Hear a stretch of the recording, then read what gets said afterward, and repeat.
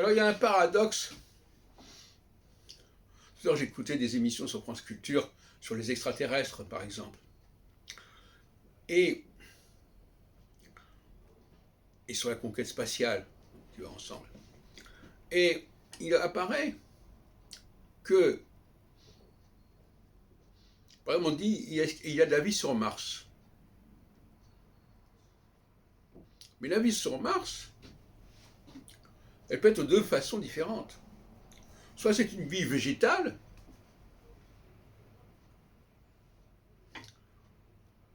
minérale, animale même quelque part, soit c'est une civilisation, soit c'est une construction.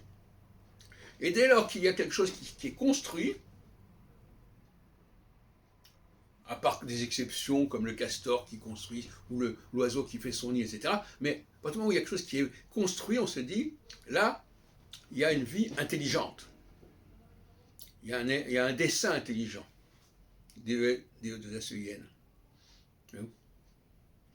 Donc le mot vie a été extrêmement ambivalent. Parce que soit c'est une vie végétative, si on peut dire, parce que finalement, une vie qui serait uniquement le résultat de la nature est végétative par certains côtés. Soit c'est une vie qui a trouvé la capacité de créer elle-même. C'est l'homme qui devient Dieu en quelque sorte. Et on a parlé ce matin aussi de Jean Saint-Dié, que j'ai bien connu, et dont je suis à peu près les idées quelque part, et qui est mort en 77, 78, et qui a écrit sur les temps messianiques, sur l'ère du Verseau, etc. Et d'ailleurs, il devait participer en 77 à mon congrès, mais bon, il était très souffrant. Et voilà cette idée que nous avons pu être colonisés reformatés, restructurés par une intervention extérieure.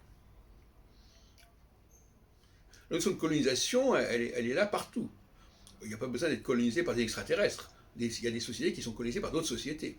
Il y a des langues qui sont colonisées par d'autres langues. Enfin, nous allons parler longuement de ces questions. Mais il y a une grande différence entre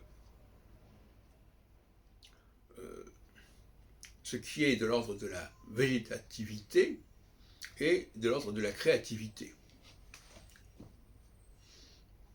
Nous savons le faire, c'est ça qui est intéressant. Intellectuellement, nous n'arrivons pas forcément à penser cette dualité, mais objectivement, nous savons faire la différence.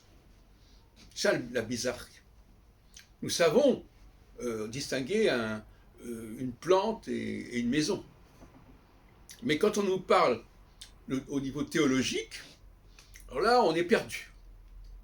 Il y a quelque chose qui ne va pas.